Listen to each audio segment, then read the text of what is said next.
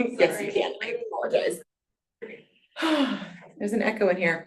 Hi, everybody. Happy New Year. Welcome to our January Homeless Solutions Advisory Council meeting.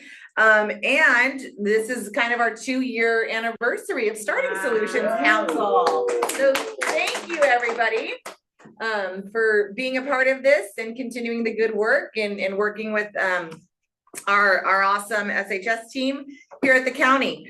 We have a full agenda today, so we are going to jump right in and make sure that we talk about public comment first.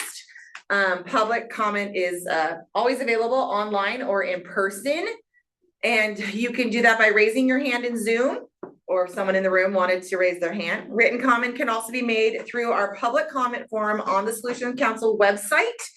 So please, anytime anybody has anything that they would like to share, concerns, comments, suggestions, the group is very open to that, and the team always responds. So please reach out. Again, we have a pretty packed agenda. We're going to start with some updates, talk about our bylaws. We have Katie, Jess, and Molly here today. Homeless Resolution Fund, and then some financial planning that will be a multi-month conversation. Next slide. Going to talk about public comment again, but we already did it. We already know what we're doing. So we are just going to dive right into updates. I'm going to pass it back to staff. Thank you, Kim. I believe these items are for me to go through. Is that right, Nadia? The first 3. Oh, I can talk about the other 2. Yeah, and you've got some notes at the top of your email. I have some notes. They're just thank you. So it's just me on the slide, and then you're going to fill in. Everyone will fill in as needed. Okay. Because I might not go in this order. Fair. Okay. Hello. Happy New Year. I just want to thank you all for your partnership in this work. It's feeling like a hard start to a new year. I hope we all got some rest and relaxation, a sense of rejuvenation for the continued work ahead. And I also got the sense that there didn't get the sense, and there have been some really hard realities in our face. And in moments like this, I just want to say thank you for showing up, for doing the work that you do in community, for being our partners, for telling it like it is, and inviting in raw and important moments and hard conversations. I feel comforted to be in this work with you all when it feels so dark and concerning outside. Kim and I got to go do a cool little library show last weekend where everybody got to see No Place to Grow Old. Please see this movie if you haven't seen it. It's locally created. It's the most distilled, impactful, and kind of very informative telling of the homeless system as it is today. But also, I was just so impacted by how smart our audience was. They were very empathetic towards the experience of homelessness, and also clear-eyed about what are the root causes and what do we do in the face of those root causes. So I just was grateful for community there also. And then the other moment I just feel is necessary to lift up and put in this conversation is a moment that Jill, my colleague, and I had at the City of Forest Grove Council meeting on Monday night, this week. We were there to give our lovely annual report with our beautiful little booklet, and they are very much champions of our work, champions of your work. And before we went, there was a solid half-hour of public testimony from community members who've personally witnessed the impacts of ICE raids in their community and are alarmed, are scared, are angry, and we're asking for help, and also just giving voice to the sheer terror in our community right now. And I was so proud of that city council. There were, volunteers and working at 7:30 on a Monday night, and they were also very clear-eyed about what they are in front of, you know, where we are in this moment of our American democracy. So I'm not offering any answers or brilliant takeaways. I want to just name where we are right now in this middle of January 2026 and all that you are bringing to this conversation and all that you do in your work, despite the unraveling of our democracy and how you show up for people in the face of all of it. And thank you. And thank you for being our partners. Well, sometimes that's the right response, Kim. Sorry. It's a scary and sad time.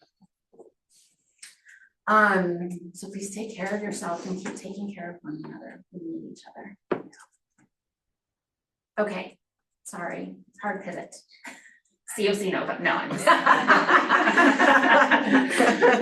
So that's not a thing right now, which is great news. But Katie, I know it's really a thing. We have to fill out an application that is basically like a renewal of the existing application, and it's still a bit of work, but it's a much more manageable bit of work, and it will continue us forward for the final year of what was the 2-year no-go.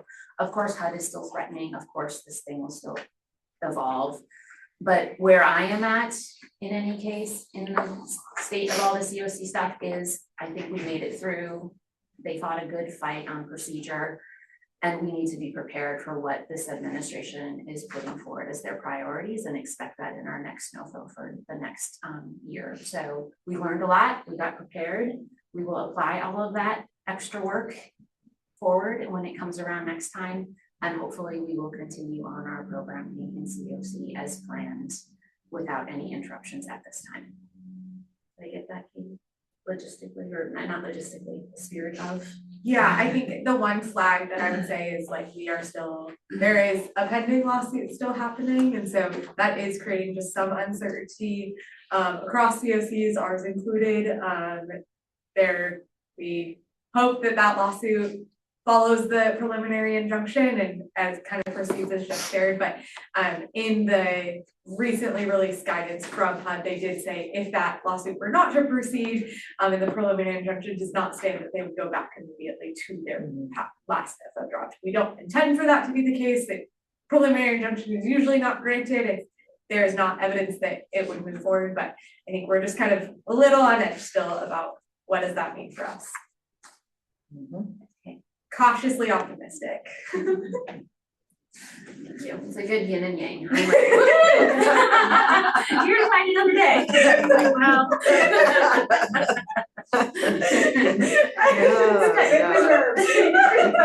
It's good. It's good. We love each other. Yeah. Okay. In good news, we did have some exciting developments at the end of 2025. We were able to secure 2 pieces of property to invest in our system of responding to homelessness. The first is a property you may have heard about and thought we already did that because it took us a really long time. It's an acquisition in Forest Grove that will be used to create permanent supportive housing in partnership with Care of Oregon and Central Cultural. That was part of our presentation to their city council on Monday. It will take probably 2.5 years for this project to come into fruition and be available capacity about 60, I think it is 50 to 60 units.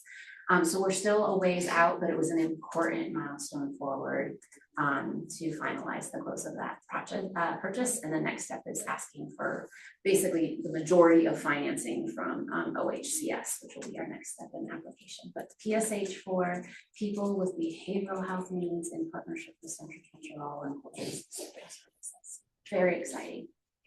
And the other exciting acquisition is we finally found a permanent site for our pod shelter program. We had hoped this would happen sooner, and the team is still scrambling to keep our shelter capacity fully in the community as we anticipate this transition. But Aloha and Cornelius were 2 temporary locations. In fact, Aloha has already ramped down, and am I right? Is it closed? Yes. And most of that capacity is transitioned over to PHC's operations at the Hillsborough shelter. But Cornelius is extending their stay, and we really want to keep 60 pods in circulation because it's an important type of shelter in our system. We found that site. It's on 219 TV Highway.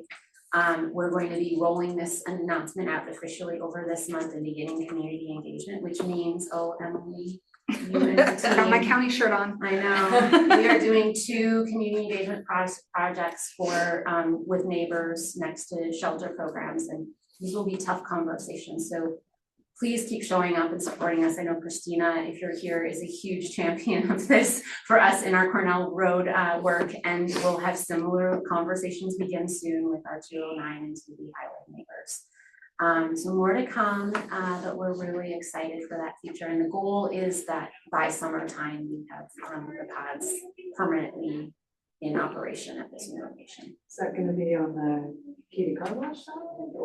The south side. South of TV Highway. We have a station on the southeast corner, so Yeah. is it? You're on Blanton? We're at 209th and TV, just south of it, yeah, close to Blanton. Yes. It's where, yeah. Yeah, where we yes, host our shelter. Yeah. Mhm. 6, 7. Kim, let's talk. 6 twos. Isn't it? 6 twos. It's 6 twos. That's where you stayed. Okay, thank you. Overnight. Yes. It's so a partnership. Southwest corner or southeast corner? I'm just curious with South and east. southeast. Okay. It's an old garagey type Yeah, building with yeah. a big fence around it. Okay. You'll see it. Well, we'll go right Mhm. there. Yes, yes. Do you serve that area? We do. We're eventually going to move to 185th and Pheasant because that's right up next to Hillsborough Fire. TDF and our And then serves South that Hillsborough, location. we'll have the Hillsborough Fire Station that will end up. I mean, it's whoever closest forces are, but Okay, yeah, for now, yeah. thank you. That was, I need that in a little application. I was like, who's fired here? Now it's like, And that location on Blanton is, would be perfect, either shelter or transitional housing. Are you set up? I know. Right? And the county, yeah. Let me, Sorry. not divulge my responsibilities here and finish up the staff updates. So I know that another big accomplishment at the end of our calendar year was the semi-annual update of our program manual. This is a very large document that anyone who does work in our system knows quite well. And it provides guidance for all of our programs, like how to do outreach and how to do PSH and how to manage coordinated entry referrals and all the policies that help what happens in critical incident reports and et cetera. And so this big Bible of a tool for our community is now in the practice of being updated with policies every 6 months. And so we just released that most recent update. We don't need to go through those programmatic details. The staff who need to know are being trained and taught all the details to pass along to their staff. But as leaders of the system to kind of help lift up that program manual tool and that procedural structure of how we keep our system trained and responsive to evolving needs of our community. So thank you, Katie, and your team for that major overhaul and, well, major update. I don't want to say overhaul. And oh yes, Kim. Pod Village, when do we expect that to be online? I'm not gonna commit to a perfect deadline because we've got lots of permitting questions still in our immediate future. But the goal is before the end of the fiscal year, I think is the goal. And Cornelius won't shut down until that's open? That's the goal. Okay. We've got a lot to manage for to Okay. achieve that goal, but yep, that's what we're working towards. Who are the humans of care organ that you're working with? John Ah, and okay. Ron. Cool. Yeah, I'm about to write them a little. Thank you. Yeah. So thank you for extending that. Thank you. Excellent. All right, and then I've overstayed my welcome here, but we still have 2 more items. Nadia and Emily, if you would like to help with the staff updates relating to our bylaws. I know this is an item in the agenda, but I think you might have wanted to call out some specifics here. Yes, so yes, this is related to bylaws, but also to kind of preemptively discuss this. One of the things that we talked about with the bylaws last time, I think it was in October, we discussed that we would have co-chairs who would be, there would be one provider and one non-provider.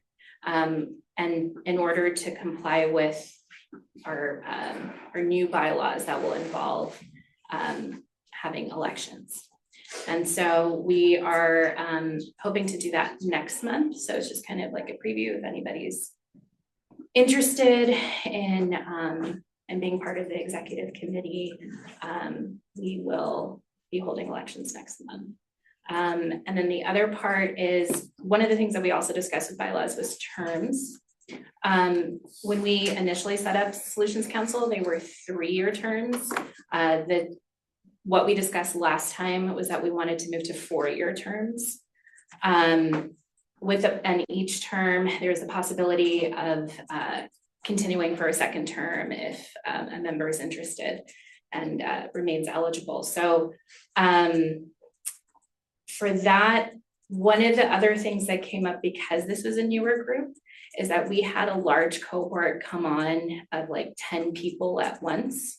And so we initially had these conversations, this was like 2 years ago now, about folks who might want to either end a term early, or like, I know we have at least one member who might be retiring soon. And so like things that have come up that have changed in your schedules or commitments that might affect your terms, to just let me know that. And so that way we can try to figure out a more staggered term schedule for members, so we don't have like a mass exodus of Solutions Council members. And that's all I wanted to discuss with them. Wonderful, thank you. And then we also have updates from any of our committees that anybody would like to share about, like our Solutions Council subcommittees. I can share that. So for the Lived Experience Advisory Committee, we have a request from Metro to have a focus group on January 27th. It's going to be at the Brookwood Library from 3 to 5. They want to get feedback on the SHS system as a whole, is my understanding. And they are asking us to put together a group that's somewhat larger than our typical lived experience meeting. So I've been reaching out to folks and there's been interest, and I will update you all as I get more information on that. But if you have anyone that you think might be a good fit for this committee and for this particular meeting, then please let me know. Awesome. TCPB, Zoe, do you have anything you could share? Yeah, yesterday was our last meeting of the Tri-County Planning Body that started in 2022. And yeah, I think applications for this new body that will start in March, I think, are gonna come out soon. And yeah, yesterday was just a day of reflecting and gratitude and the goals that we put together on the committee that we wish for them to keep at the front of this new body that they will create. I'm gonna repeat the goals: landlord recruitment and retention. This is regional. Aligning housing and healthcare, strengthening coordinated entry, building provider capacity, and stabilizing the frontline workforce. So yeah, if anybody from Washington County is interested to participate in this hard work of regionalize our practices, and doable for sure. We are all invited to participate. I don't know if I will submit my application. I'm still thinking about it. I'll call you, Zoe. Okay. Thank you so much for your service in that space. It has been a very challenging community advisory body space, and I just appreciate your patience and showing up and being prepared and participating nonetheless. I don't know if Jim is with us. It's not today. Okay, so I might speak on behalf of both of you, because his committee, the oversight committee, will also be sunsetting in the next couple of months. And both of these will be reconvened as one new committee with a lot more elected participation. But Molly and I have heard pretty directly from their staff that their intention is that priority will be given to existing community members who are serving on either body. So I want you and Jim to hear from us that we would be thrilled to support your application and let us know if we can help in any way. And then if not, we want to make sure we recruit other great Washington County leaders to make sure Washington County has representation in this future space. But thank you, Zoe, from the bottom of our hearts. It's been a real. You're welcome. If people are hearing the term RPOC, it's the Regional Policy Oversight Committee. That's what that is going to now be. The combination of the Metro Tri-County Planning Body and the SHS Oversight Committee will now be the RPOC. Yes. I heard that, and I've also heard RS. Yeah, there was originally going to be the Regional something IS-POC. Yeah. And now And it's, there's regional housing coordination as well. yeah. Good times. Anything from HAC? Not at this time because they did not meet in December, and they will meet this later after this meeting early next week. Okay. And then I don't see. Right here. There he is. Wonderful. Great to see you. Any updates for us? McKinney-Vento.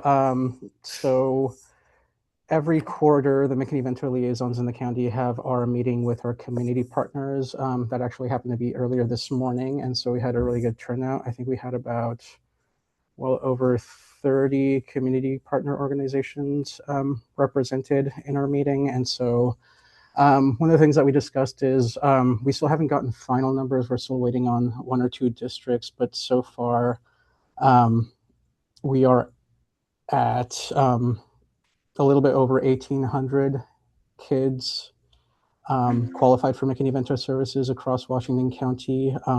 That's approximately an increase of 200 kids compared to December.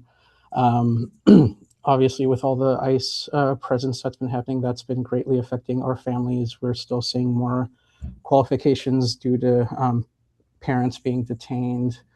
One of the things that we're concerned about is if these attacks on our community from ICE continue, what the effect is going to be on our unaccompanied youth numbers. And so unaccompanied youth, if you remember, is those students that qualify for McKinney-Vento, but have the addition of not having either legal parents or guardians with them. And so with all these detentions, a lot of students are becoming unaccompanied youth. And so what happens if they don't have any family or friends around that are able to take them in? All of Washington County just has one youth shelter in downtown Hillsborough. It's a safe place, and they only have space for 13 kids. Drew, I forget, it's ages 12 to 20, right?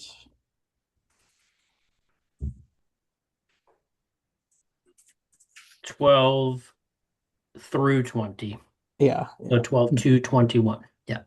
Okay. Yeah. And so the worry is, we have, such a large area that Washington County encompasses. I mean, like looking at Banks, Gaston, Forest Grove, all the way to like Durham, King City, Tiger, Tualatin, Sherwood. If these attacks keep increasing like they have been, there's only so many spaces for these unaccompanied youth, and just trying to do, basically on our end as McKinney-Vento liaisons, trying to do triage work. It's like, okay, like, do you have any acquaintances? Do you have any connections to your church? Anybody that might be able to take you in? Because there's just, there's not a lot of spaces available. And so just keeping that into consideration. I know a lot of the work that we do concerns individual adults, but just keeping in mind that there are right now, especially right now with everything that's happening, there's just been an increase in unaccompanied youth under the age of 18 that are experiencing these situations.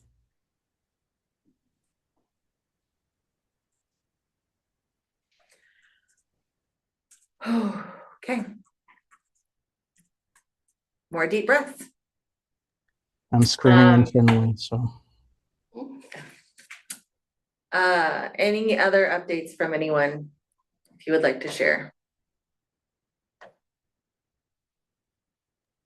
I just to add one more thing, I will say that, like I mentioned, these meetings with our community partners, they are quarterly, and my apologies for the being the downer, but in spite of all that, these meetings are very uplifting. Just knowing that in spite of everything, there are so many people that care about the community that we serve, and so.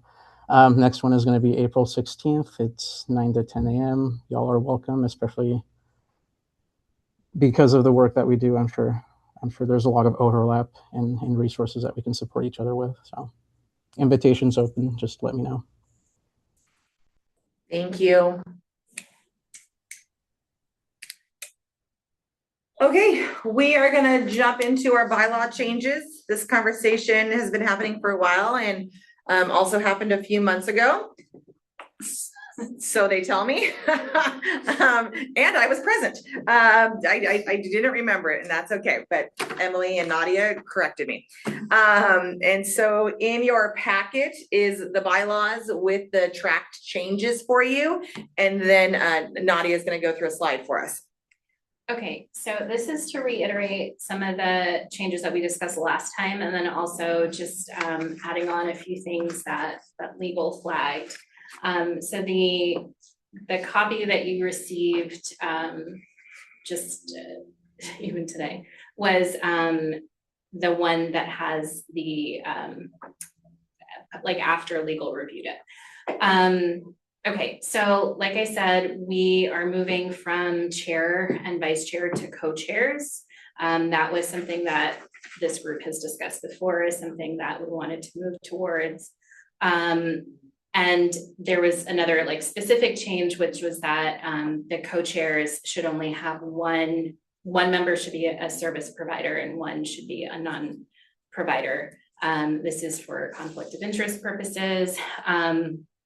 And so in order to implement that, we will be having elections, like I mentioned. The executive committee, we're formalizing it a bit more, so there'll be a third member. And the way that legal suggested that we have, again, a third member, the way that HAC does this is by having a secretary who's the executive director of the department.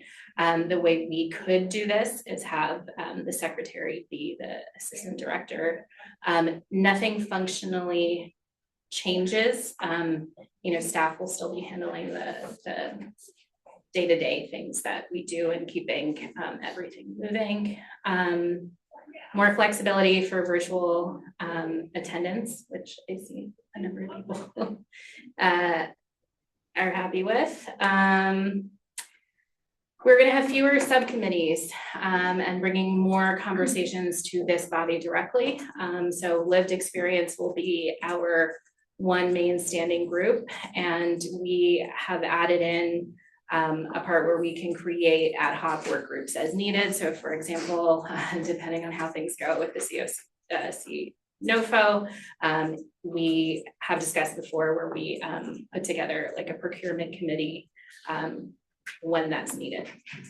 Other than that, there's a lot of just requests to make sure that we're complying with state law, with federal law, with OAO aligned language, making sure that things are clearer and that they're easier to follow and understand. And so, but also allowing for flexibility where there are spaces where flexibility would be appropriate. And yeah, so are there any questions, and how do people feel about taking a vote today? The reason we would take a vote today is so that it could go to the Board of County Commissioners. They would receive it on February 10th, I believe, is their working meeting. And then 2 weeks later, they would be able to do the final. Closer to a month. a month later? Yeah, we might bump it a little bit, but yeah, Okay. point stands. So, so that's the process for where this goes next. We have approximately 4 people absent today. I also know that everybody's kind of had a lot going on, and there were a number of like last minute changes coming in on the materials that were sent out. So I don't want to pressure anyone that like we have to have this vote right now. If we feel comfortable, a lot of this again was what was discussed previously. But if there are any questions or if there's a reason to push it to the next meeting, we can also do that. Any questions? Staff did a great job of those track changes, so you can see exactly where changes are being made, which is so helpful. Thank you very much.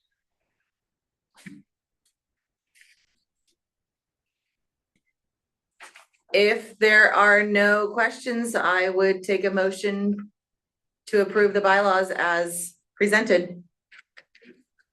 I second that. Oop. Who first? I'll give it to Zoe. Okay.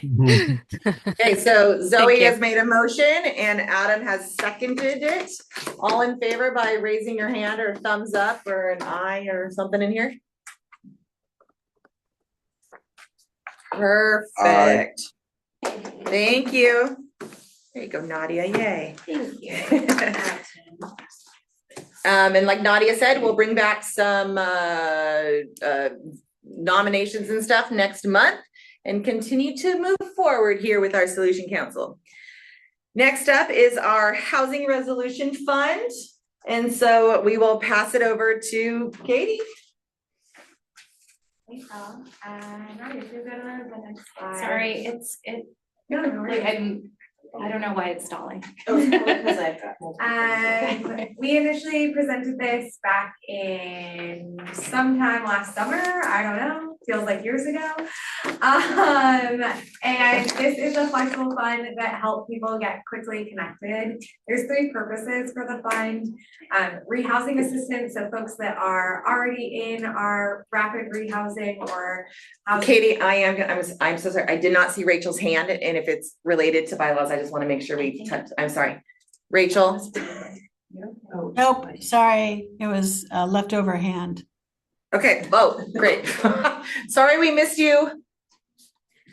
No, you're okay. 3 purchases, rehousing assistance. So those are folks who are in our housing programs who are trying to get leased up in a new housing apartment or house or new housing situation. The second one being move-in only assistance. So these are folks that can sustain their housing on an ongoing basis, but don't have that security deposit first month's rent to be able, and are staying in our shelters or on the streets longer. And we can very quickly get them back into housing with this kind of one-time deposit assistance or first month's rent assistance. And then the last one is homelessness prevention. So this is taking prevention, narrowing it much more, and pairing it with case management services through a liaison. All of the payments are processed by Washington County staff. There is an HMIS workflow that folks who are in our system submit to through Washington County and then get processed by staff and then get paid out directly to the landlord or utility company. Next slide. I'm gonna go into each of these a little bit more detail. So our rehousing assistance, really folks who are in rapid rehousing and permanent supportive housing. Eligible expenses are security deposit and prorated rent, utility deposit, as well as utility arrears in order to get utilities back turned on. So really the goal of that is getting people back into housing, and this part of the requirement of this is in alignment with our rehousing policy that we presented to you in October, I want to say, that really focused on making sure that folks have a plan on why their rehousing is going to be successful this time. So if they were consistently having late utility payments, how are they gonna work to pay utilities? If they had a lot of traffic because they had a ton of friends over, how are they either adding friends to that lease with them or working with the case manager to address some of those barriers that were happening? And so our providers are working in partnership with their participant to say, how is this rehousing going to really make sure that they will be successful in this new housing placement? Next slide. Next one is that move-in only, and there's Amanda who's going to support all these move-ins. This is to get people very quickly back into housing. So this is accessed by our street outreach and our liaisons, security deposit, prorated rent, and 1 additional month of rent, as well as utility deposits are eligible expenses here. Really the hope is that we always have funding available to get people back on their feet and be able to kind of continuously pay for their housing on their own. This could also look, the requirements are also that folks are giving us a W-9. So move-in only could also be shared housing or other things like that too, as long as they can sustain their housing. So that's the forms that folks are submitting. Next slide. Homeless prevention. So these are folks who are time limited basis, limited assistance. There are limits on these. It's accessed by our housing liaison. So these are folks who are partnered in county departments, as well as our behavioral health clinics. They eligible expenses here are rent, both arrears and current, utilities, including arrears and current. I actually, so far we've had 8 submitted across all of these different fund sources. And one of the ones that was really cool to hear about specifically in homeless prevention this morning, in talking with one of my staff members, is how it's also getting paired with HRSN. So as a bridge to HRSN being effective, and really kind of, that's the point of this fund, is to be really flexible. The other thing that I heard is they lost their job really unexpectedly and are caring for their disabled child, and this will get them back, keep them in housing and be able to apply for jobs and get back on their feet. So really time limited rental assistance where the intention is that they're able to take care of their rent on an ongoing basis is the hope of it. Next slide. So I want to turn it over to you all on what can the county do to help make this program effective, and how will we know this new program is successful or needs work. We had a training back in December to get all of those folks up to speed and got a ton of really good feedback from our case managers and liaisons and outreach workers, but really also want to hear from you all is what are we missing? What else do you need to know about it? And what else can we do to support you all in this work? Drew. Hi, Katie. I just had a question about the homeless prevention program. You mentioned that it's accessed through the liaisons. Do the liaisons work with individuals who are currently housed? Yep, our liaisons primarily are focusing on folks, our housing liaisons primarily are folks who are in top B prevention or like on the verge. So that's why our liaisons can tap into both prevention and move-in only, depending on the circumstances of our folks. My experience with liaisons is only through our shelter, so I just didn't know if they also worked with people who are housed. So that's cool. Thank you. Didn't ask or answer either one of your questions, but I appreciate you answering mine. Hi, Zoe. Hi. I know you guys answered a lot of questions on the FAQ when you did the training. And reviewing those, we're paying a debt to remove a barrier will also be an eligible expense for the funding.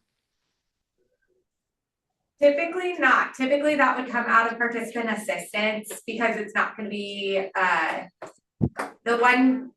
I say typically because utility arrears could be an eligible expense. So if you are classifying that as debt, but we would encourage folks to use their liaison budgets or their flexible funds in the street outreach budgets to pay for debt. And those are still eligible expenses under those brings. Okay.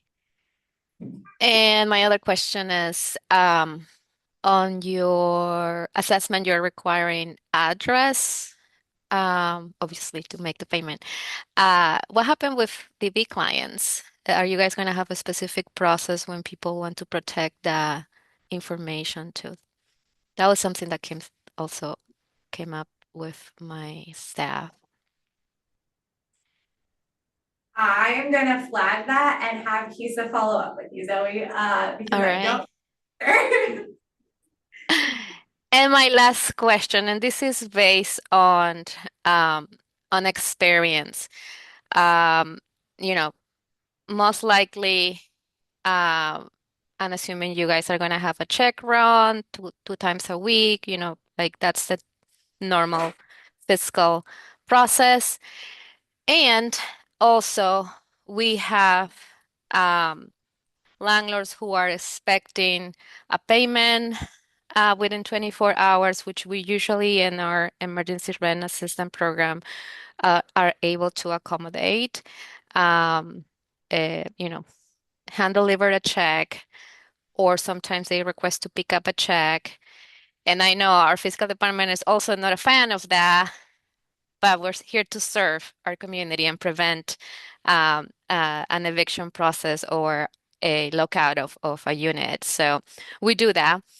And sometimes, it has to be signed by me or by our fiscal director, and we have that capability, and we understand those urgencies too. So I just want to make sure that there's that flexibility, understanding also that you guys also probably have that two signatures, and when I'm printing a check, somebody have to be all of those physical things, and that flexibility is in place because I'm telling you, usually, most likely, corporations wait with a letter or an email or a phone call, uh, but we have some landlords who wants a check right there, and then probably just confirmation that that's going to happen when we are using where you guys are receiving a referral for moving that needs to be there right there in order to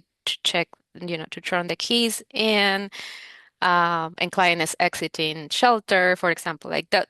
There's very few, but time sensitive situations that we have been able um, to do. Yeah, thanks, Zoe. There is a flag in HMIS with that. Obviously, it's on a case-by-case basis. So far, we haven't seen that come to fruition. We're not doing eviction prevention in the case of like you are getting locked out kind of a thing. This is really kind of more case management support on an ongoing basis on the homeless prevention side. But we have the capability to do it. We don't anticipate using it very often, but have worked with our finance team to figure out what does that look like. I think the challenge is in the same way of you all are also submitting, and it still takes some time for county staff to review to confirm that expense. So we are turning on things. I'm part of our group chat, and things are getting turned on in 30 minutes. So really excited that it's moving that quickly. And also, so we're prepared to respond. But I think as Kisa has shared many times, this is a new process, and we know there's bumpiness in new processes. So as you continue to see challenges, please reach out to us, our staff. Kisa's really been heading a lot of this work, and I know you all do not hesitate to reach out to her or to myself. Thank you. We're gonna go to Adam, and then we'll get to the comment in the chat. So the question is, what can the county do to help make this program effective? I really liked your call out about HRSN and not knowing that not everyone is going to be eligible or in the eligible population. I think that it would be the goal would be to use Medicaid dollars, I think, as much as humanly possible for this. And so I think really pairing it at doing this quick turn on with your work and then making that referral at the same time, if for anyone who even could potentially be eligible, makes a lot of sense. And I really like that as like a sustainability thing, because then using less of these dollars and more of the Medicaid dollars are what they're going for. One of the things, kudos to Kisa and Allie on our team, the workflow that they created said that you have to apply for HRSN first. So a lot of this is actually gap of you haven't yet been approved or reviewed or things like that too. The other thing, most folks recognize that that is way more money than our caps are allowing. So really this is kind of gap coverage in a lot of ways. One of the things that just came through on one of the submittals was we still want there to be a plan, right? So really HRSN should be able to get you back on your feet. And if we're just delaying the eviction, we're asking the question of what supports are this case manager providing to help get there. Yeah. Don't want to just kind of delay an eviction 8 months, but rather say like, what are the workforce we're putting in place, or what other wraparound supports are we helping with? And that's really why that case management tie is important. I love that. Seems like a really well thought out plan and a great way to use like combining resources. Drew, you've kind of amended your comment. I'll read it up, but do you want to? I think that my original question was along the same lines as Zoe's, and Katie answered it well, I think. But so I was just kind of reiterating that it sounds like these programs are meant to meet imminent needs, not necessarily immediate needs. Is that accurate? I would agree with that. Yeah. And I think too, the goal is how is case management supporting that work, right? How do we start to get folks? A lot of our homeless prevention work and our liaison work isn't necessarily folks who are experiencing homelessness right now. They're in a doubled up situation, or they're slowly getting behind on rent. How do we make sure that we're starting to address that and support them with case management and then financial support if needed? Well, and with some of the folks, we're getting a lot of referrals recently for like homeless prevention type stuff, but those folks they're not involved with case management, so they wouldn't have the support of a case manager to do that sort of work that you're describing. And so I'm wondering, how would those individuals be able to access this service? I would separate off eviction prevention and homeless prevention. We do have eviction prevention funding through community action and through kind of that work. If folks are truly doing homeless prevention and case management, we're looking at what are some strategies to open up to folks beyond just the liaisons contracted with the county. So different avenues to tap into this fund in a longer term sense. I would say we're a little bit trying to figure out, like, is it an MOU or is it, because we do want that case management to be really present. So especially for the homelessness prevention avenue, for the move-in only or for the move-in only, if you have folks that just need that like one-time assistance, really I would tap into any contract that you have with Washington County. So is it an outreach? Is it your shelter? Is it a shelter liaison? Kind of using really any of those avenues. If they're working with you, reach out to us. We can make sure that we can get those. We want to have that fund really available for folks. If you just need a security deposit, I do not want you to stay in our shelters longer or stay in your car longer if that's the thing that's needed. Got it. Thank you.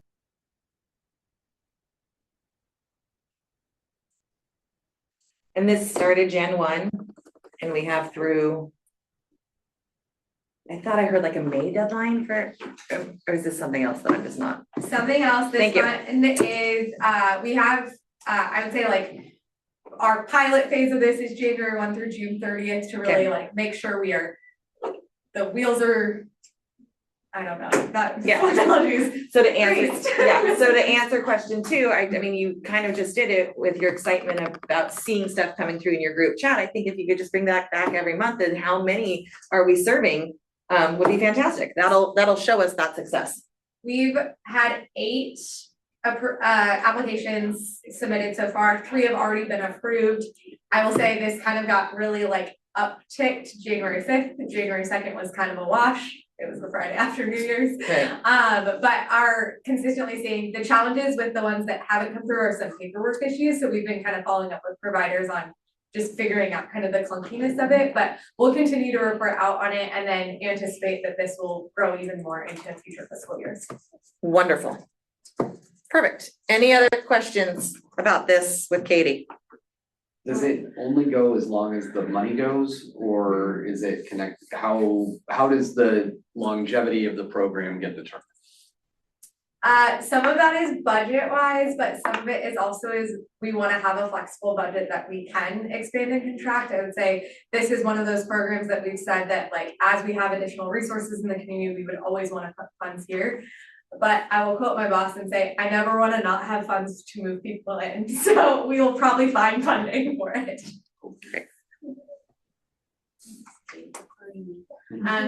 Kim, Chair, sorry, Rachel's question. Yes. And then I have a Great. thought. Rachel. So, we just lost a lot of kind of traditional rent assistance funding from the state for this budget year. And this money here, this is kind of helping to meet some of that need, correct? I'll jump in. Rachel, good question. We are also using SHS money to plug that gap that the state created. So I think we've already executed that with community action to sort of turn back on eviction prevention to the degree that the state was funding it. And yes, these homeless prevention resources can also work kind of as an augmented and additional component of eviction prevention. But as Katie described, with a slightly different structure and slightly different focus of how homeless prevention supports. I'm just curious, like, are we gonna be evaluating the programs differently, or does it feel like one big chunk to you guys? I think of it as different. I think of, and Zoe and Katie, you are the experts of these programs, so you should add in or even disagree, if you disagree, of course. I think of eviction prevention as an anti-poverty strategy. If you are eligible and you have an eviction notice, no more questions, let's pay your rent, whatever it takes, as long as we have money left. Whereas homeless prevention is, wow, there are all these indicators that you've fallen in or experienced homelessness, or without levels of intervention, homelessness could be in your future without our intervention. So you don't need an eviction notice. You don't need to be on that brink. But because of that history, because of those conditions, we're going to figure out what it takes to get things back on track for you, to prevent you from losing this housing again and ending back up on the streets. And that's why it's really a Venn diagram of everybody who's eligible for homeless prevention would also be eligible for eviction prevention if they waited to get the eviction notice. But because these are more vulnerable population households, we want to intervene earlier and with more wraparound supports. Thank you so much. And Chair, if I may, this is not a question for the discussion, but I would like, since I was like, wow, this went technical fast. You all know your stuff. We got like right into the weeds. I would say and ask of you, like, how can we be successful is partway through your partnership. We're rolling out something new. We've been building out this homeless system together for the last several years. And it's all sort of been based on what the case manager is, who the case manager is assigned to serve, and what flex dollars they have for that person that they've been assigned to serve. And now all of our rapid rehousing and our HCMS slots are full. And this is our first real installment of a diversionary program. Like, who else can we serve so they don't have to wait in that really long wait list for rapid rehousing and HCMS? Who else can just get through quickly? And it takes a different kind of thinking hat. And I think we've trained our system how to think like, oh, what can that case manager spend? And we need you as leaders of the system to also train our community to think of, well, can we help you quick? Can we help you with a light touch? Do you have to wait in that really long coordinated entry line? Or can we get you on your way out of this shelter faster? And so please be thinking about that with us and helping us understand how to talk about that more effectively, because we're kind of retraining all of our brains from the last 5 years of how we built our system.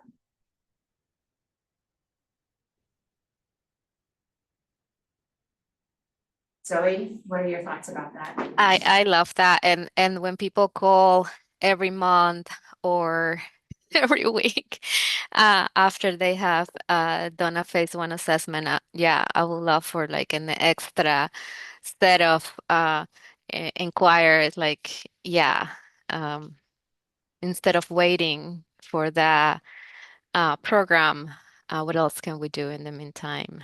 You know, and I don't know if that is through coordinated system, I mean, Community Connect, or, and I'm talking about people that are not engaged in shelter, engaged in outreach. They're just waiting, connecting to the system that way. And what you just said is, especially because now we have this resort to tap on without being connected or referred to a program. So, yeah, that yeah, that sounds good.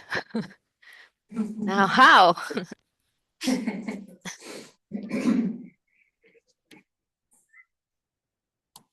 you, Zoe. Thank you, Katie. Thank you, Katie. Are we connected? Lost there. We need to move on, because our next chunk is a whole bunch of slides of lots of goodness. So we are gonna move on to our financial planning discussion, and I think, is that you? And we're gonna give it to Jess. Thank you. Y'all, this landed in your inbox, I think, last night, and again, updated this morning. So very fresh, hot off the presses numbers, and also these numbers are not yet actually, they're not fully correct. So please don't attach to them. This is meant to give us like big picture sense of things. So as you zoom in here, and also this was all made very quickly, so they're not quite legible for us in the room. The type is too small. So I will try to illustrate, and before we jump into this slide, and there are many more with lots of details, let me kind of frame where we are. We are at the beginning of our budgeting process. We've prepared a bunch of data for you today to help you think about how our system is funded, what we fund, what the balance of all of that looks like in the various interventions we need to address homelessness, and help us have a policy level conversation of, thank you, Mayor, have a policy level conversation about the balance of our investments, right? So this is data to help as fodder for discussion. Don't attach to the actual data points themselves. They're draft, if you will. And this is the beginning of this policy discussion. And you'll see at the end of the slide, the question or the presentation, the questions are really, what other information do you need? And what is your sense of what our system is needing? Where we have opportunities to invest, where should we be, adding in investment or pivoting some of our balance of investments. And again, and also to help with high level framing, we, while the world seems to be in a spiral of chaos and crisis, we have an unusual opportunity in this homeless system, not in other homeless systems, not in other critical care systems, but in this moment of time for us here in Washington County, we are in a stable place with resources. So we're going to have some opportunities to consider some slight modifications and investments. We are not going to be recommending an increase of our overall system capacity because we don't think that that's a long-term capacity we can sustain, but we do see opportunities for slight modification and improvements. We want you to be helping to guide that future work, those decisions essentially. Gosh, I wrote myself some notes and I left them on my desk. I'm gonna try to remember the other ones. And our board, as you helped advise in our previous meeting, we recently took some one-time funding to our board. They helped make some critical investments in kind of reserves and reserve-like strategies because their overwhelming guidance right now is that things are very volatile. You've all come through this COC moment with HUD. You'll see in a minute, I'll describe OHCS funding isn't exactly clear from our state. There's a lot of crisis ahead for the state with all that is happening with Medicaid. And SHS, we already have learned together, is a very volatile revenue source. So those features all together is calling our board to advise us as staff to lead with a conservative mentality in sustaining this homeless service system and putting reserves where we need them strategically to mitigate what is ahead. So that guidance is part of this. And at the same time, the board also approved up to $4 million to be responsive to the increase in our communities through the 25 organizations who do this work through the new Housing Resolution Fund. Let's make sure that nobody is going out without those immediate resources if we have them. But let's also be thoughtful about being strategic for the long term because of all of these volatile features from all of our funders, really. So that's sort of just a high level framing to get you started for the conversation ahead. I'm gonna work through some slides, try to stay at the like high level consideration with me, because again, if we get lost in the details, it can get kind of dicey pretty quickly and draft across all of this. And then also because we're coming back to this next month together, what more do you need to help provide this guidance? That's a big question I also want to. All right, well, let's get into it now. I might have to come closer. So can anybody guess what red is? What is the color red? Permanent housing programs. Look at us living out our values. I just think that that's a testament to how the homeless service system here in Washington County is investing its resources in permanent housing solutions. That's rapid rehousing, that's permanent supportive housing by way of HCMS and other programs also. That's the ARLA only program. But you can see that is where if this was a pie, you could see the largest slice of our pie is in permanent housing. The green is in these one-time resources. And that would be where you see eviction prevention and the new Housing Resolution Fund that Katie was describing. So one-time interventions to help households who can otherwise sustain their housing independent of ongoing supports. The blues are the front doors of our system, our access centers, our outreach workers. These are our shelters too, and our shelters. Sorry, I had to look at the notes real quickly for a moment. So you can see their relationship, that investment to the relationship of the other parts of our system. Yellow is system operations. Think the risk mitigation fund that pays back landlords when we have some damages to cover, or coordinated entry, the behind the scenes system that we're now managing. So all of those tools that help all of these programs work more effectively. And then the purple represents some smaller programs that are not specifically tied to housing outcomes, like our workforce support program. So this is shared with you to give you an overall sense of the proportionality of our investments as a system and to see them over time. Like for example, the blue goes up in the 26-27 budget because we have more access centers online and I think transitional housing coming online as well. So there are slight adjustments, but mainly the purpose of this slide was to show that general balance of investment. Next slide will get us a little more into the detail. I'm gonna stay up here because I'm sorry, I can't read it otherwise. And really, I encourage you to dig into this. We won't have time to get through all the details, but here is how you will find that detail on the slide.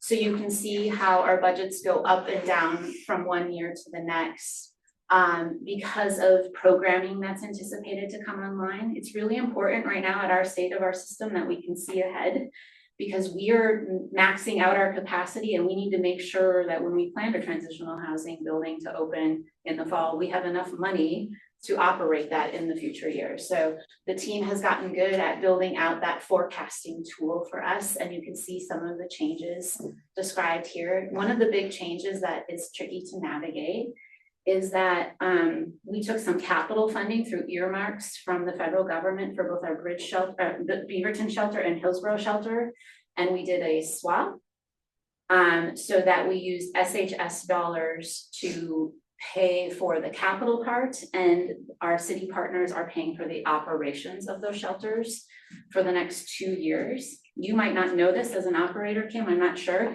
but it's happening in the background to make strategic use of the resources, which is what we're so grateful our finance team is able to do in grading of all of our funding streams. So that means right now our shelter budget is a much lower than it's actually gonna be to sustain the exact same capacity we have online. So that's just an illustration of one of the changes. Another one you will see here is right now, we budgeted for 2 million in eviction prevention. That's the gap that we planned for from OHCS's reductions for the biennium. And we don't have a dollar amount in the forecast of 27-28. We had hoped that OHCS would come through with finding that gap in its future biennium. We might ask ourselves today, is that as likely as we hoped it would be at the end of last fiscal year, or sorry, at the end of the OHCS budget year? But again, this is just detail, and I'm illustrating how you might read into that detail as you take it home and look at it. But all of this rolls up to that the colored bar chart I showed you in the previous slide. Are we allowed to ask questions? If you'd like to right now, yes. Just first point, city liaisons. That's really kind of you in 27-28. They will be pleased. That's not me adding, there's a formula, thank Right? you. Yeah, I see the draft. Right? Draft, you can't see it, but it's there. I will call Megan, Chad, and Kiyomi now. Right? Don't tell me you're debating, Don't. Talk to, so Jess, I'm having a hard time keeping on my Solutions Council hat and my Executive Director hat, because we of course fall into many of these arenas, so thank you for that work. Veto me at any point. Concerned about street outreach going down? Because it already took a hit last year. Yeah, there's some technical reason there, there's not a philosophical reason there. Okay. That's all that is. Okay. I can tell you in this year, in 25-26 budget, you were seeing breakdowns that were Thank you, accumulated Kim. in our 25-26 budget, because we agreed to doing 3 months for certain programs and 6 months of transitions. So there's actually no change happening. Okay. Fundamentally, it's the same shift that we made in 25-26. Thank you for that question and that answer, and let me state affirmatively, across the board, everything here is sustaining all of the commitments we currently have. Any changes would only represent some of those fund swaps and technical details behind the scenes that our team is managing. No changes here represent decisions to change capacity that our community doesn't already know about. You know, we're changing capacity by adding transitional housing, that's in here. Right. I'm gonna apologize to everyone because this is very specific to PHC, but Vernon, you'll at least, I'm access center budget not increasing over 26-27. Just wondering. Is that because it's the same capacity through the year? Not if we open halfway through. I'm just throwing it out there. Okay, draft. No, We'll absolutely. take that. And then I saw, is it rapid rehousing where we had a big old bump that I wanted to at least point out. Yes, yeah, there you go. Yep. 15.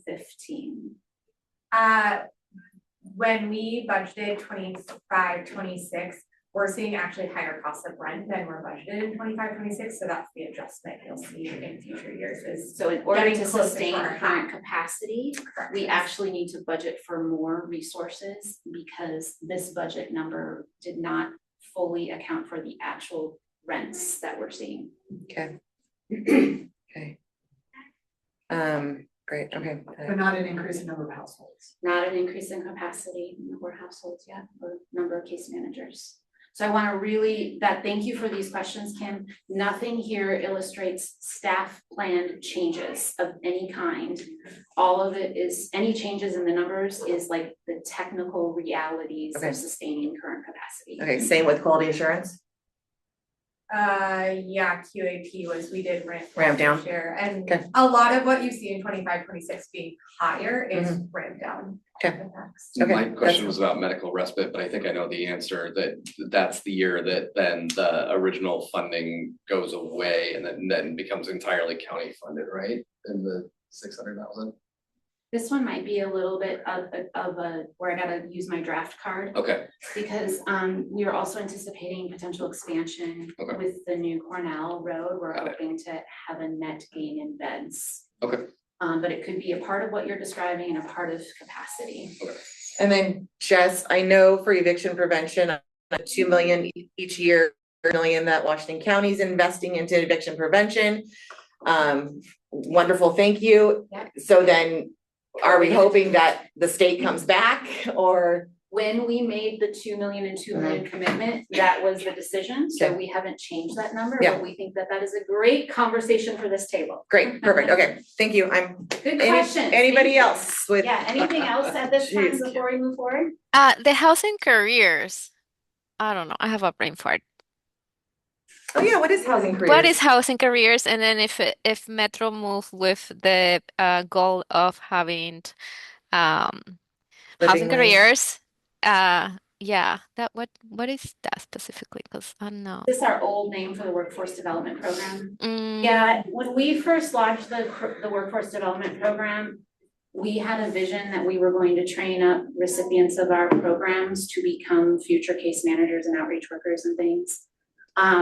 And then we learned through practice that there were some successful placements in that arena, but really what we needed was workforce employment opportunity, supportive employment for people in our program. So I think we just have an old name here for a program that you're well aware of, that is the workforce program we run with work systems. Did that help, Zoe? Work Systems subcontracted with ERCO. They Oh, just gave a thank you. presentation to MISCO on Monday, if you wanna go refresh your memory on that program. I will make sure we get that name updated. Draft. I should have made it slightly less. It's okay, it's not coming through. All right, next slide, Nadia, please. Okay, so let's talk about our revenue forecast, because how do we pay for these programs that we've built and are so important in our community? And how do we plan to sustain them over time? So we now have an ability to see a little bit into the future when it comes to our 3 primary funders, which are Metro with SHS, the state with OHCS, and federal, of course, the COC program. And you may be aware of our general fund match we get. Our county has committed to matching our COC grant at 25%. And so even when we have difficult budget years here in the county, Washington County Commissioners continue that level of support, and we expect them to.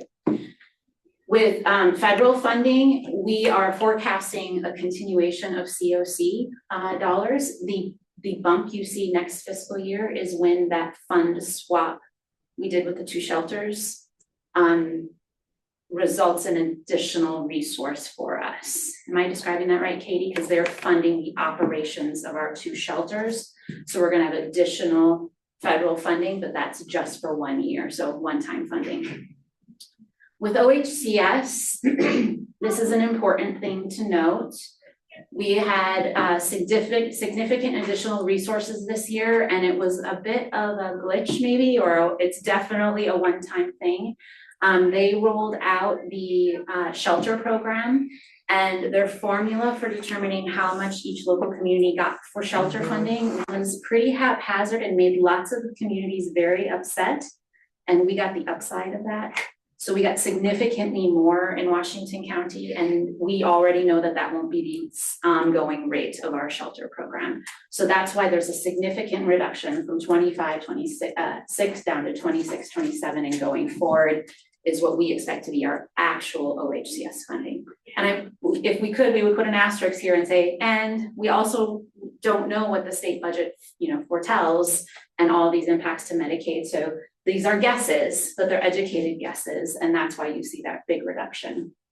And then last, Metro SHS, which is our very predominant funding source. These are also educated guesses, and this represents Metro's updated forecast.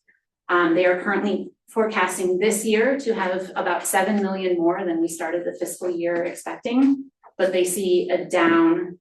So 107 used to be 101. But just since December, this number went up to 107, or maybe it was 100.4. I think it was 100.4, so it's exactly 7 million. But this number and this number are actually lower than what they had previous projected. And then it goes up again. So you can see it's kind of leveling off, but it's not quite certain. And we would also say that who the heck knows what the economy is going to look like in 28, 29. This is really a giant guess. When is the SHS when does it run out? I think the last program year is 30, 30, and then they might have some tax revenue in 31, but it needs to be renewed by 2030. Okay, got it. So that's when a new ballot measure would likely. I actually think it'll be 28. 28, okay. Yeah. So this is the forecast, but then what is our SHS 90% budget number? Good question. Gosh, can I just love, great chair. So the 90% number would be 90% of this. However, 10% of this is already in the bank waiting for us. Right. So we're budgeting for this. Great, okay, okay. Question from Drew. Yes. Workforce development? Yes. That was on the previous slide. What's the question? That wasn't a question. I'm recognizing now that my comments in the chat are just going to the chat void and not to everyone else. But I was answering Zoe's question of what. We're helping us out earlier on. Thank you, Drew. All right, so this is the revenue. The more important takeaway is the bottom line. And what I want you all to see very clearly is we have a very big number here right now, but that is not the number we need to probably be making sure that we have a system that can sustain in the $122 million range. Next slide. How's the time? 10 minutes? Okay, gonna wrap us up here as quickly as I can.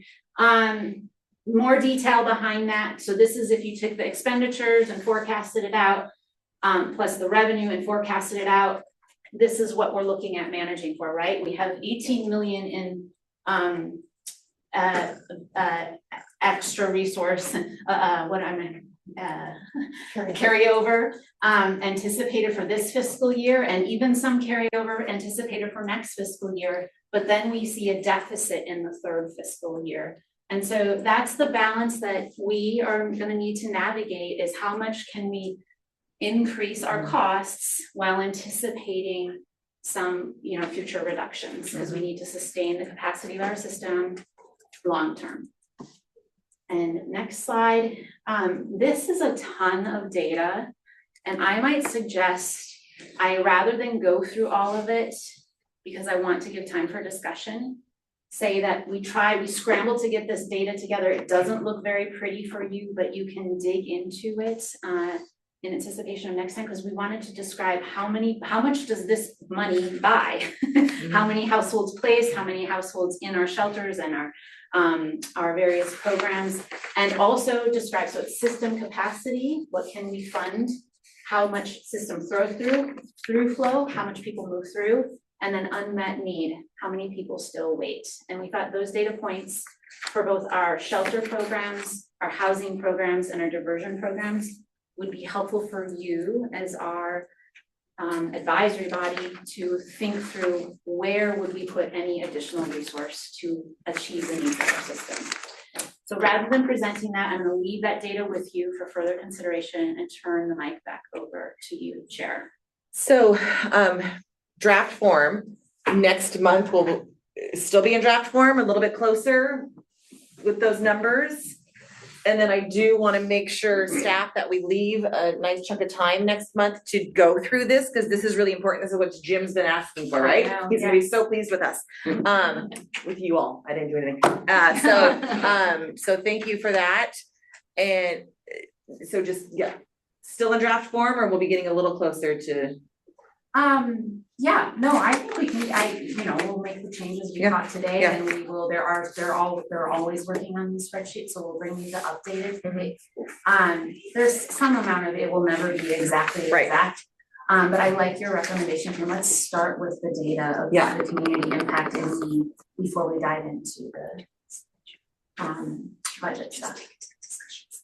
So there's a couple questions at the end, and I think that the first one is probably for next month, but the second one What other information would be helpful to guide this budget discussion next month? We might want to answer today in our limited time if anybody has some thoughts on that.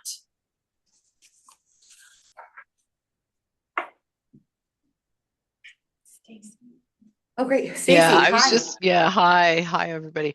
I was just gonna say this unmet need number is so helpful to have. So I'm not gonna come up with a million other pieces of information like go get this, go get that, because I think that discussion next time is going to be so illuminating, right? I Yeah. think this really helps us to do that. So thank you. And that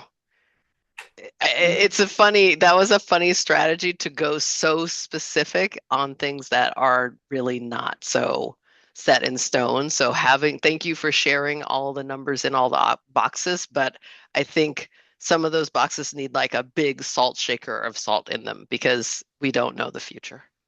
Yep. One thing that I think I would like to see, it doesn't need to necessarily be next meeting, but I would love to just do a slightly deeper dive on the population who's experiencing homelessness or experiencing the homeless services department, or like who are the people? How many people are coming through the in service? Like what are their demographics? How old are they? And like I think that especially if we're trying to center equity in our conversations, I'd like to know like the equity impacts of some of these decisions too, by knowing our population maybe a little bit better as we dive into these. Okay. That's really helpful. Can I ask a follow-up question? Sure. Because when I think about how then we would apply that information, a lot of the programs we describe like aren't specific to families or youth or communities of color. So we are happy to provide that information. And then how does that help you think about access centers versus?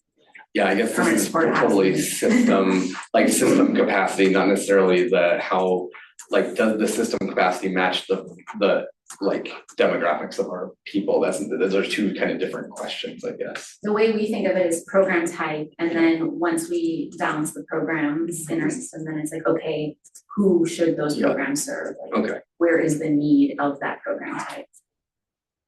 Yep. So I don't have a good answer for you other than I don't know if I would be able to make that leap, but at some point, like I think doing a demographic deep dive could be a helpful activity for this body. I think we can still gather the data and make it available and just like ask you all to think about like how do we apply that to budget versus later when we get to program level investments. Hi, Zoe. I don't want to ask too much because this is amazing, but I'm gonna ask much. Yeah, I mean, I agree with Adam on a little better visibility. I know you guys put it there, and then we want more. Maybe household composition, single individuals, families, youth, like more breaking to that type of information that will help us also, address those unmet needs. And I don't know if you guys already have the information of units available. So if we have homeless people ready to move and working with outreach or case management, what's the system availability there to move those people? And I feel like that's something that you guys are working on also. And so thank you, Zoe. Good suggestions. Follow-up question for you. Unit capacity like market, affordable housing, coordinated entry, like all the different kinds of units and where there is availability. Okay, I see you nodding. Thank you.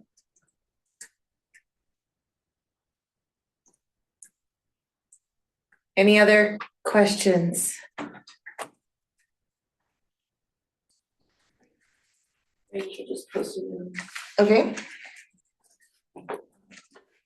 Rachel, do you want to ask or comment? Yeah, yes, thank you. Yeah, I guess I'm really interested in homelessness prevention and the numbers that flow into our community. And can we even talk about what those numbers are and what are the levers that we can use and how much are those levers? What do they cost to interrupt that flow into homelessness? I feel like we spend a lot of time on population A and B, and I understand why that's important. But I also think that until we can talk about disrupting the flow of people into homelessness, people who maybe were in population C, if they just made that up, if that would, we just keep, we're never gonna get there. And I think we need to we need to have more visibility with that. We also need to spend more time with that dog there. Right? Yeah. Not Both a those things distraction are at all. So, Thank you, Rachel. And Zoe. Yeah. We needed that, Zoe. Okay. Okay, everybody, we are right at time. So we're gonna go ahead and adjourn this meeting. We will see you next month for more great conversation. Thanks, everybody. See you soon. Thank you, everybody. Be well, be safe. Thank you. Appreciate you guys. Bye.